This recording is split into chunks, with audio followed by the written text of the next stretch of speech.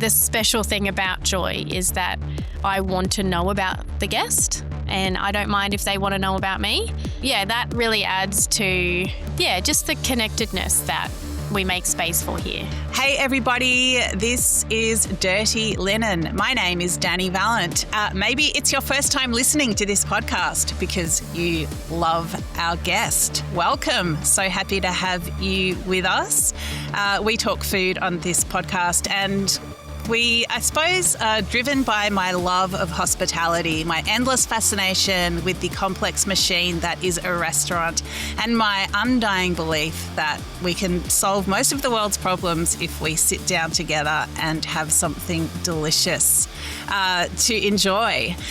Today, I reckon we are going to talk about all those good things with Sarah Baldwin. She is the owner of Joy Restaurant in Brisbane, a tiny little place that has been doing its very particular brand of hospitality for 7 years. Sarah, welcome to Dirty Linen. Thank you for having me. I loved that intro. That was so good. Well, it was very on the fly, but I feel like I'm tapping into your energy. That's my little intro. But you tell me about Joy from your point of view. Well, I definitely agree with that idea that there's not much that can't be solved by sitting down and sharing some delicious food. That's definitely what we try and do here every night. We don't always have to solve problems. Sometimes we can just do it for enjoyment. But yeah, Joy is teeny tiny, 36 square meters. We're in Fortitude Valley, tucked down a little laneway. We see 10 guests. Everyone's on the same menu at the same time. We do that 4 times a week. And what has driven you to create such a specific style of restaurant? It came from wanting to stay in hospitality, wanting to stay cooking, wanting to be a chef forever, but realizing 7 or 8 years ago that it wasn't sustainable for me to be doing it the way that I was doing it, even though I loved it. I didn't want to do it for everyone else and everyone else's way. I just always saw things that I wanted to do and things I didn't like about restaurants. And so it pretty much came about by removing everything about restaurants that I didn't like or didn't want to deal with, and creating a space that I could really enjoy coming into. And that facilitated being able to cook delicious food and create an experience for hopefully many, many more years. Well, I guess, just the name of the restaurant, it's so positive. So rather than talking about the things you've cast off, that you've rejected, that you don't want to have as part of your chefing life, let's talk about all the good things about the business that you've created. Like, what makes it so good? Why is it the kind of place that you want to build a life around? It has everything in it that I need every day to feel happy cooking. And that doesn't mean like lots of machinery or lots of like expensive equipment or anything like that. It's a space that has sort of remained unchanged for different periods of my life over the last 7 years. And it's a space that I welcome a lot of creativity. I welcome chaos, calmness, lots of humanness. It's a space where anything that doesn't feel right, I can change immediately if I want to. And that, I think, is one of the biggest things for me, to not have to. There's definitely things I have to push through, of course. But if there's something that's really, really not sitting right with me, I can change it. I can get rid of it. I can make it feel better. And I think that translates to the customer. And I can tell that when customers walk in, they feel, they feel that creativity and the passion and the personality in the restaurant. Well, take us in there, just 10 people, all on the same menu. You're very much involved. Tell me what a night feels like at Joy. So we open the door at 6:00 on the dot. And all day we've been prepping. So I'll get in here at about 10 or 11 in the morning. and I'll just work through my jobs sort of one by one. Andy, my front of house girl, will be here about the same time, and she sits on the other side of the bench. We kind of set up with my chopping board on one side and her laptop on the other, and we just sort of get through the day. And everything we do in the day we know is for the guests that are arriving at 6 p.m. And so every piece of prep, I know it's going to someone. It's never, ever going to be a wasted job. And I think that also really helps with making it like not perfect, but making it special because I know it has a purpose. And then, we unlock the door at 6 p.m. And I think something that I'm so, so grateful for and that is very special about our guests are that they have gone to quite a bit of effort to make their reservation. So they're so excited. Because they've sort of waited at the door till 6 p.m, often they've started chatting to each other. So even before we've opened the door, there's like a little bit of connection happening. And I always hear like, oh, have you been here before? Is this your first time? When did you make your reservation? And then, as soon as they sit down, that's it. They sit down, they settle in. We tell them to settle in. I let them know that I've decided all their food for the night, so they don't need to do any of that. And that Andy's going to sort out their drinks.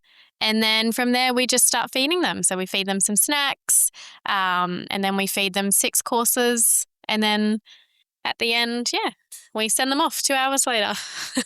And are they sitting at separate tables or are they all at one big table? What's the sort of... One big bench. So it's like an 8-meter bench where I'm sitting now. So, we try and group them into like little tables of or groups of 2, but so often that means nothing. They'll balloon out and join other 2. Sometimes there's a romantic 2 that doesn't want to join in with someone else, and that's totally fine. Like our job is recognizing that.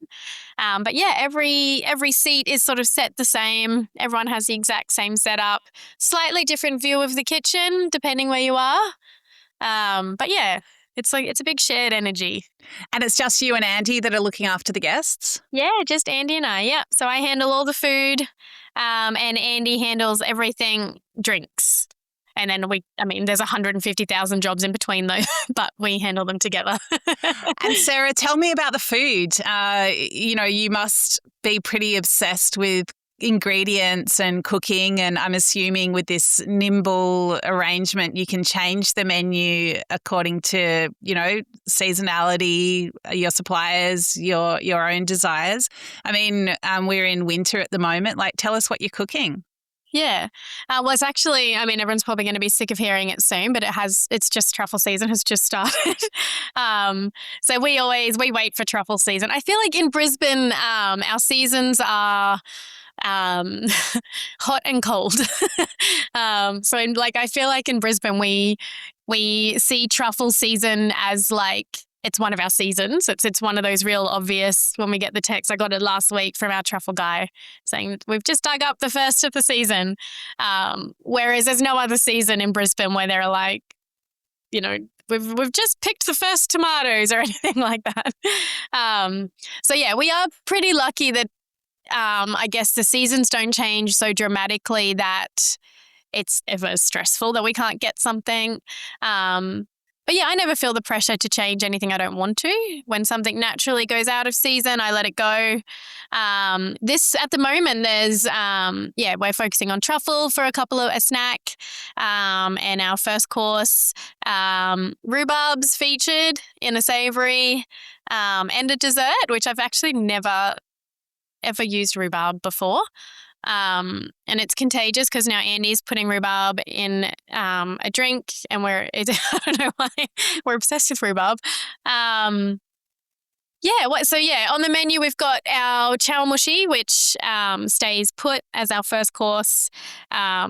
It's like a real anchor for the night. It's a really simple prep job, so it never causes me any stress, which I think I love so much about it.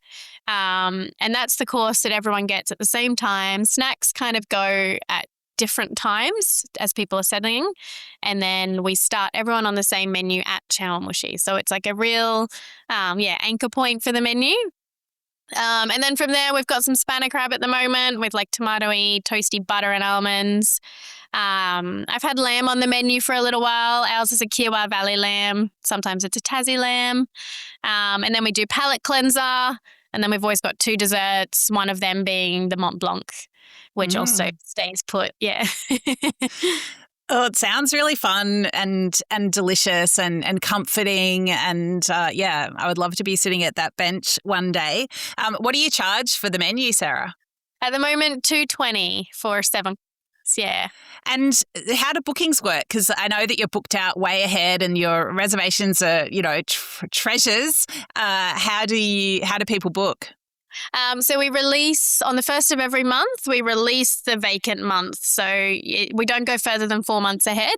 At the moment, where we've just booked up September. At midday on the 1st of the month, we open up the bookings for 4 months in advance. And some months they go really quick, other months it's a little bit slower. Usually within a day or two, they'll be gone. When we probably 5 years ago, they were going like within 10 minutes and the bookings would freeze and it was a whole disaster. But yeah, we've managed it a little bit better now and they do just go a little bit slower and more normally. So, I mean, I'd love to talk about the dynamics of all of this. A lot of people listening to this would think, that certainty of a full restaurant and, the set spend, that must be so relaxing. But at the same time, you're a solo business operator in an industry that always has things thrown at it. Like, what is it? Tell me about the sort of emotional journey for you. And the knowing I'm cooking for a full restaurant is something I definitely never take for granted. And knowing my spend per head again, like going back to thinking about restaurants I worked in and where a lot of those stresses were and a lot of the things that felt uncomfortable for me were not knowing what was going to, or who was going to come tonight, and not knowing if the jobs I was cooking and the food I was ordering was actually going to go to a person to enjoy. So that, I guess, it's a relaxing thing to know. But the other side of that is that pressure that I always have to show up for 20 people that are arriving at the restaurant. And there is not a lot of gap in the day for anything to go wrong and people floating around for me to say, hey, I need you to pick up the slack here, or, this happened, I need you to run here and do this, which is a part of kitchens and bigger kitchens that I actually really loved, was that like camaraderie and like the chaos and the snowballing of chaos and then solving it all for service. We do try and minimize that, and that takes a lot of organization. And I think after doing it for 7 years, it has become very natural to me. And I know that I have my list every day. I know how my day goes. I know what time I need to be set up for. The pressure is if I get sick, we have to reschedule a whole night of customers.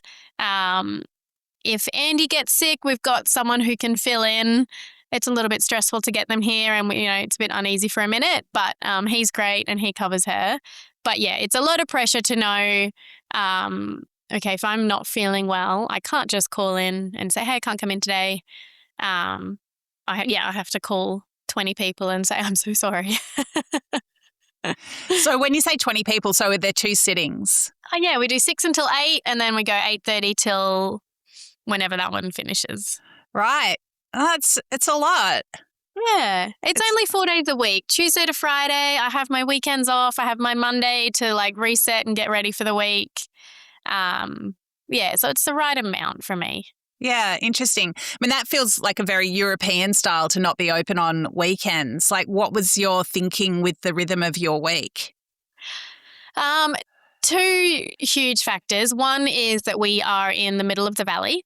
And I don't know how familiar you are with Fortitude Valley, but Saturday night is party night, and the 6 o'clock sitting would probably be fine, but after that it just gets so icky, and we just put so much effort into creating and curating this space and this experience, and to just kind of open the door and say good good night, and like send them out into the chaos of the valley, just stopped feeling right. Like even just walking to my car in the valley on a Saturday night started to feel uncomfortable.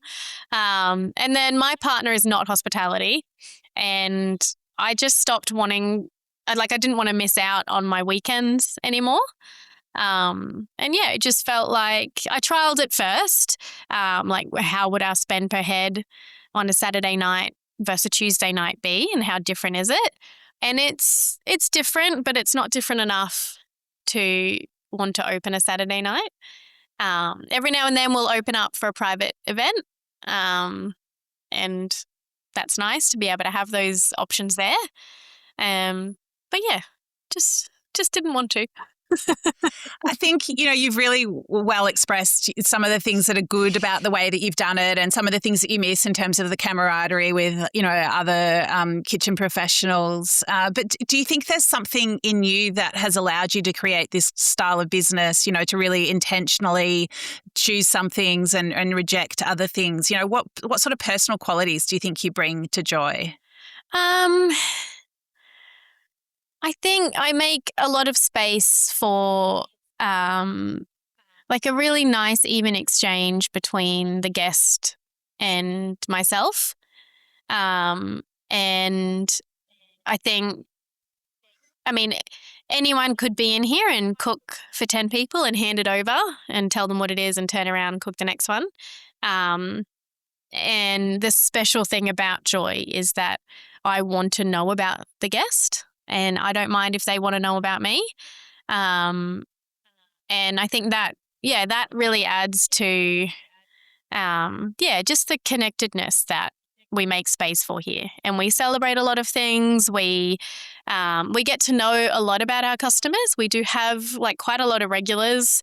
And there's just something about, I don't know what it is. There's something about the space in here that we just unravel things about people. And and I think that takes a certain kind of person to want to know that about people. If that part was missing, and if I wasn't the kind of person that wants to know about people and wants to share about myself, I think there would be a huge, something lacking in the space. I think a lot of, the sort of classic paradigms of hospitality is, people aren't allowed to be vulnerable. And I think what I'm hearing from you, and even this idea that you call customers and say, look, I'm not feeling well, we're going to have to reschedule. There's a certain amount of vulnerability in that I think can sometimes be missing from the hospitality life. What are your reflections on that?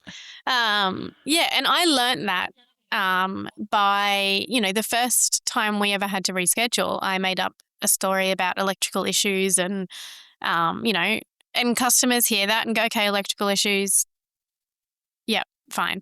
And then there's this kind of little lie that you have to hold on to, because when they come back for their reservation that you've rescheduled, you have to remember the electrical issue, the imaginary electrical issue. And then there was just one time where we had to call everyone, and I just was really, really honest. And I was like, I'm so sorry. I think I'd sprained my ankle or something. And I was like, I've just sprained I burnt myself. It was 4 p.m. So it was a really late reschedule. Guests were arriving in 2 hours. And so there was just a bit of panic, and I was on my way to emergency, and I didn't really have time to concoct some story that I thought the customer would be happy to hear. And I just said, look, I'm actually on my way to hospital. I've burnt myself. I feel so silly. We're just going to have to reschedule you. I don't have a date right now, but I promise you tomorrow I'm going to reach out and we will make sure we get you in. We'll open up an extra day, whatever it is. And the response that we got from guests from that honesty versus the imaginary electrical issue was oh my God, of course. I hope you're feeling okay. Don't stress, speak tomorrow. And then, when we spoke to them tomorrow, how's your arm going? How's the burn? And then even when they did eventually come in and dine, oh my God, how was it? How did it go? Is it all feeling better? Versus, no one's following up to make sure that the electricity was restored correctly. And I think when you be human, it reminds people they've all hurt themselves. They've all been sick. They've all had to cancel something that they really didn't want to cancel. And Yeah, and I think they appreciate when you give a little bit like that.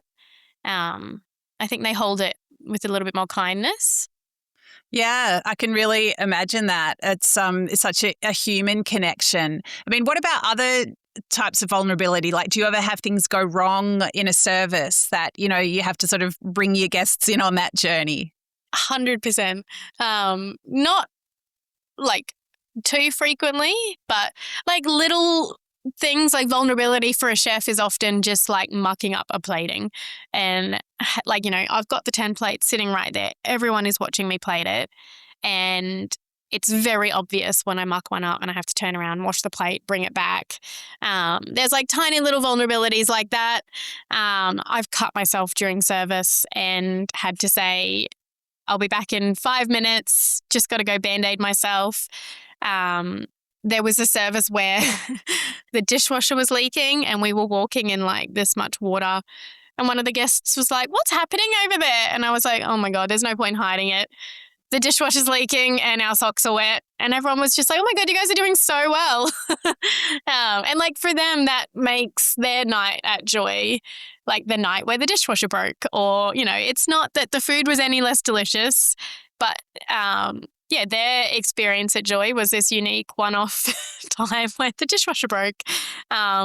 We've had situations where the aircon was broken and we've had like portable aircon units, and we've called guests and said, "Look, we really want you to come still, but the aircon is broken. We've got these portable units. It doesn't look as beautiful as we want it to, but the food is going to be the same. Like, we still are committed to showing up. So it's on you. If you want to come, we'd love to have you. If you'd rather come back when the aircon's better, we'll move your reservation." And a lot of people were like, "Oh, we don't care about aircon. We'll just wear a singlet." Like, yeah. And there's been times where staff members have cut themselves, and during service we've had to call in the spare, and there was a lady who was a nurse, a guest who was a nurse that could see the kerfuffle, and she leaned over and she was like, "I'm a nurse. Do you guys need some help?" We were like, "Oh my God, we really do." So she went outside and stitched Maddie up or Band-Aided Maddie up. And the guests can see it all, and we just have to be honest and say, like, "Yeah, sorry." Like, I love it, Sarah. And, what do you get from the guests in return for being those humans, sitting with other humans? Like, what sort of occasions are you part of, or, what relationships have you struck up with your guests? we celebrate so many things in here.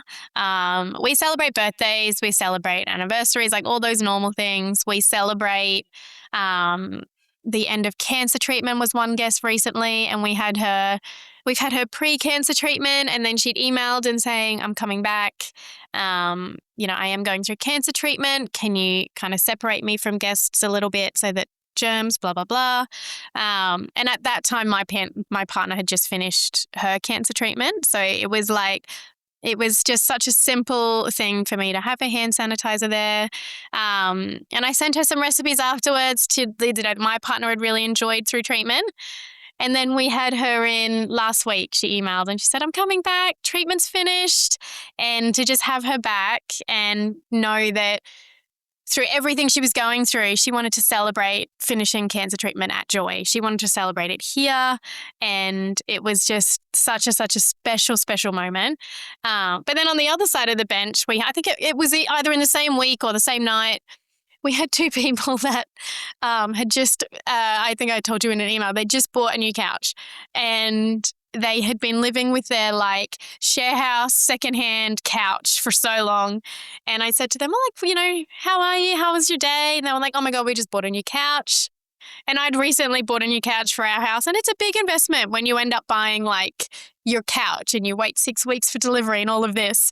And I was just like, "Oh my God, tell me about the couch." And they were exhausted from setting it up. And they were just like, tonight is our couch celebration. And just lots of little things. We've had ladies who come in who we meet before they're pregnant, and then we are like the first people they tell that they're pregnant, not because they chose us, but because we need to know about dietaries. and we have to keep it secret from the people they're dining with. And then they come back and we see them pregnant, and then they come back and they've got baby and then they come back and they've got toddler, and then it's child is too old to be here.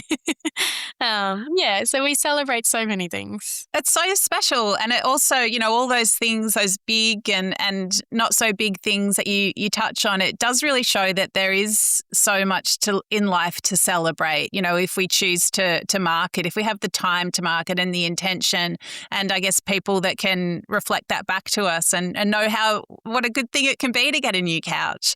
But I mean, Sarah, you mentioned your partner and her cancer treatment, and it makes me reflect on the way that you've organised your business to have time to be a person that has, a life around work. Like, can you tell me about that? About, I don't know,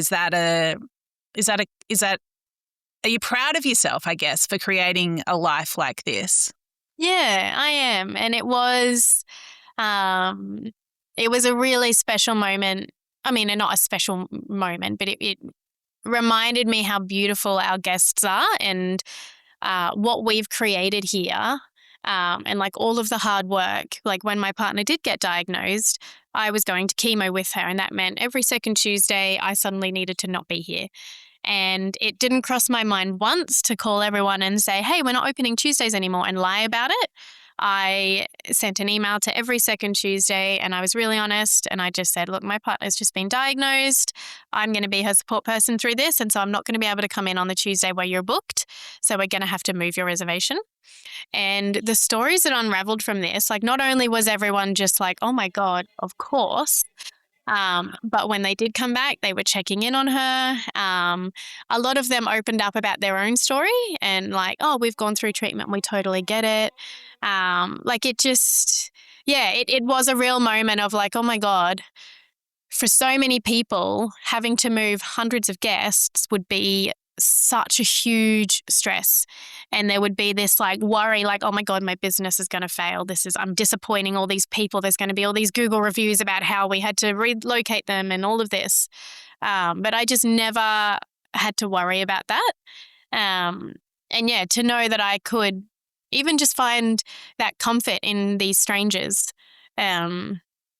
was at a really, really hard time to know that joy was like the least of my worries and that I could still come back here and it be a really special, beautiful place. That was something I did feel very, very proud. And like strangely proud of our guests and like the way they behave, because I hear stories about other people's like customers.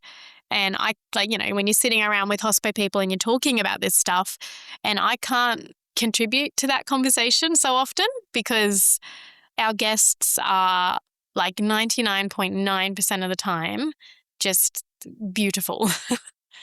Well, I guess they meet you, they meet you halfway. You've created a space for them to be their best selves, which is pretty special.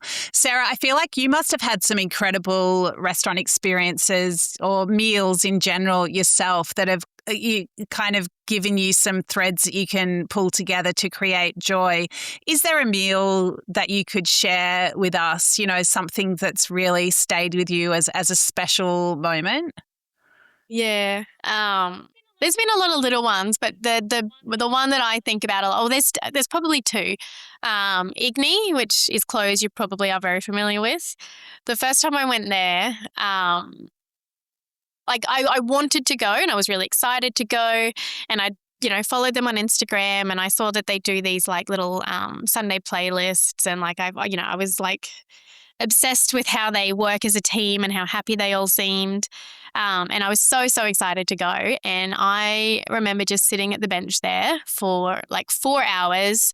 And I need to get up and move when I sit for that long. I did not even think about moving. And there was just so many little things and so many little points where they, from Instagram and like brief conversations, knew that I didn't drink alcohol and didn't even like offer me alcohol, which is a really small touch. And I would never be offended by someone offering me alcohol, but the fact that they didn't was really beautiful to me. And then they used to do these Sunday snack things on Instagram where when they were getting ready for service, they would eat snacks and they'd post it on Instagram. And so Tim and I at the time, we went together. We had just come back from Japan. And so before we went for our Sunday lunch, we had dropped just a few little Japanese snacks to contribute to their Sunday snacks. And then with our dessert at the end, there was like some dessert petit fours. They had saved like a few of their little Sunday snacks. So there was like a Starburst lolly and like some Samboy chips and like just little things like this that to anyone else, like that's snacks you can buy at Woolworths. But again, it just let us into their little world. And yeah, I'd read the book, the Igni book, which is my favorite. And yeah, I could just feel, I felt really welcome. I felt really relaxed. The food was delicious, but the food wasn't even the most important part of it. It was just one component in this like beautiful experience that was happening around me. Yeah, beautiful. So for anyone who doesn't know, so Igni is a restaurant that was in Geelong, closed a couple of years ago. Aaron Turner and the team that just, I've sat at that bench and been mesmerised by the fire and, just all the beautiful ferments and little preparations and just every touch meant something on a dish. So yeah, a really special restaurant. Love that story, Sarah. You got another one? Fleet, which is also closed down in Brunswick Head, that before it closed, every time, I mean, it was hard to get a booking. So, I mean, I say every time, but when I got the chance, it was the only restaurant that gave me this feeling of getting back what I put in to service and what I give to people and sitting there and yeah, I always left there reminded why I do what I do, and I do it at a bench, and I let people watch, and little things like during service here, I'll often think like, oh, I used to think I'd have to constantly be entertaining them. But what Fleet taught me was that in those moments where there is not someone entertaining me, and they're just working, those are the moments where the guest just sits and relaxes and like gets, taken through this journey of what you're doing. And so that very different experience to Igni, but that was those reminders that what it's like to be the guest in a restaurant that's teeny tiny, where you can feel the energy of the people working there. You could feel the energy of the people next to you. And yeah, to just sit in it and let it all happen around you. Yeah, so unfortunately, Fleet's also closed. That's such a good insight, though, that some of that just watching can really allow a diner to relax into an experience and to feel looked after. It's almost like, it makes me think of someone, putting a blanket over you and just sort of, barely just tucking you in, but just the fact that the blanket's there, just those gestures of care. Really, really love that insight. So, Sarah, what do you love about what you do? I love so much. I love just playing with ingredients. Like it sounds so simple and obvious, but I have these moments so often where it's just like you combine all these things and then they turn like collectively, you add heat and things. And then it turns into this other delicious thing that's one item, like bread, for example. Like I don't spend a lot of time making bread. I do make bread every day. And every time I still have this moment of like, I'm putting all these powders into a bowl and a little bit of liquid and time and like knowledge. And then I've got this like, it's a loaf of bread and people are going to eat it. And I have these moments so often where I'm just like, cooking is just, combining ingredients and changing it slightly or adding something to it and it becomes one separate thing. And then the days where I'm just unpacking the veg order, even when I'm not sourcing like special produce, like, I'm not working with a farm or anything like that, but just unpacking the tomatoes and the chives and all these things. And just knowing that for the week, like I get to play with all of this. And I get to put the music on that I want to listen to, and I set the lights to the the dimness that feels right for me. Just like, the plates that I get to use. If I see a plate I like, I'm like, I'm going to buy that. I'm going to put it in the restaurant. Um, and like we've got little things around on benches that I've just picked up and gone, I want this in the restaurant. A customer might not notice it, but I really like to look at it. So I'm going to have it here. And then, I love getting to know people. I love, I love learning how people drink and eat and the dynamic between people dining together and how different it can be. So many things. So good. So wonderful to be able to draw pleasure from so many different aspects of what you do that in turn gives other people pleasure. It's just like, what a lovely equation you've created for yourself. Finally, Sarah, I want to ask you, explain to us, what is a Shoot Your Shot Wednesday? So I saw it on Instagram, and my algorithm must just have known what I needed. And it was just this lady. And there's many of them, so I don't think I need to credit anyone for creating it. But it was just this lady who had posted saying every Wednesday for her small business, she decides to shoot her shot and just choose to contact or reach out or approach a situation that she thinks is kind of out of her league, and she just sees what happens from that. And then she just spoke about how much that had changed her business. And so, I did it, and I thought, I don't do it every Wednesday, to be fair. Sometimes it's something really, really small. Sometimes it's something where I'll sit down and put a lot of effort into it. But I have mentioned it to Andy, who works here. And I remember the first time I said to her, I was like, so Shoot Your Shot Wednesday, what are you going to do? And she was like, oh my God, I don't even know. And, the first one was like, I don't even know. And now when it's leading up to it, it's like, so what's going to be your Shoot Your Shot Wednesday? And she's like, oh, I think I'm going to pitch a seminar for this and this. And, to just force yourself to think. And it's a fine line between the pressure of what's your Shoot Your Shot Wednesday? Make sure you have fun, and nurturing the thought process of just what can you do that's outside your league to help you grow. And then I have a friend who's not even in hospitality. She works corporate, and every Wednesday or every second Wednesday, we sort of check in and say, did you have time for one? What was yours? And they're so different sometimes. Mine will be like, I reached out to you and I emailed you. And hers will be like, I really wanted to make sure I posted on TikTok 3 times this week. And that was hers. It sort of evolves from shoot your shot to I guess holding yourself accountable to just a little bit of growth in your business, and being consistent with that, and then, seeing what happens. I love it. It's super powerful and, endlessly applicable. So I think a lot of people will take that on, Sarah. Thank you so much for bringing the joy not only to your restaurant but also to this conversation. It's been an absolute pleasure to have a chat, and I cannot wait to sit at that bench one lucky day. Thanks so much, Dani. This is Dirty Linen. I'm Dani Valent. We bring you untold stories from the food world. Real, raw, unafraid, hopeful. We're driven by a belief that food provides endless opportunities for learning, connecting, and creating the world we want to live in. Delicious, open-hearted, meaningful. If you know a story that needs telling, get in touch. Write to dirtyLinen@deepintheweeds.com.au. Thank you for listening. This is a Deep in the Weeds production.